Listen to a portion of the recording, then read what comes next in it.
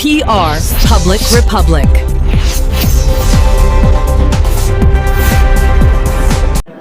మా శాసనసభ్యులందరూ వివరంగా మొత్తం మీకు చెప్పారు అధ్యక్ష.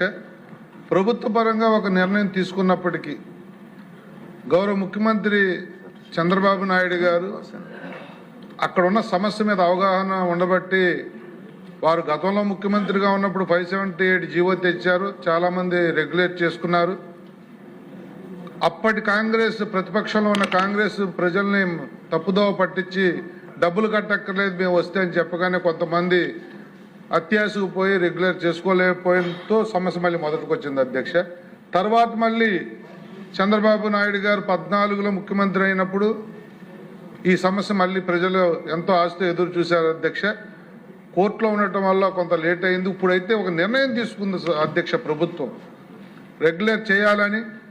ఎవరైతే హక్కుదారులు ఉన్నారో వాళ్ళని ఆక్రమదారులుగా చిత్రీకరించిన కొంతమంది అధికారుల తప్పు వల్ల ఈ సమస్య ఇంతకాలం పరిష్కారం అవ్వట్లేదు అధ్యక్ష.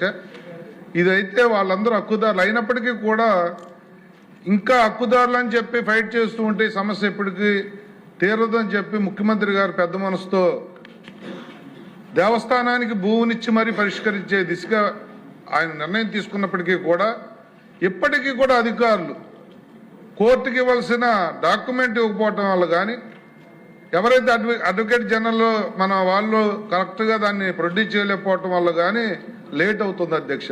ముఖ్యమంత్రి గారికి చిత్తశుద్ధి ఉంది, అక్కడ ఉన్న ఎమ్మెల్యేలకు చిత్తశుద్ధి ఉంది, ప్రజలు అన్యాయానికి గురి కాపాడుతున్నారన్న ఒక అపవాదం ఉంది.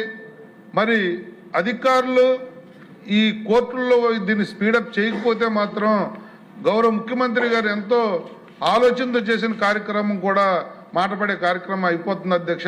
మీ ద్వారా కమిటీని వేస్తారు, కోర్టు అడ్వకేట్ జనరల్ గారితో మంత్రులు మాట్లాడతారు. ఏదన్నా కానీ ముఖ్యమంత్రి గారి నిర్ణయాన్ని గౌరవించి త్వరితగతిని సమస్య పరిష్కరిస్తే అక్కడ చాలా ఉపశమనం దొరుకుతుంది అనేది మాత్రం వాస్తవం అధ్యక్ష.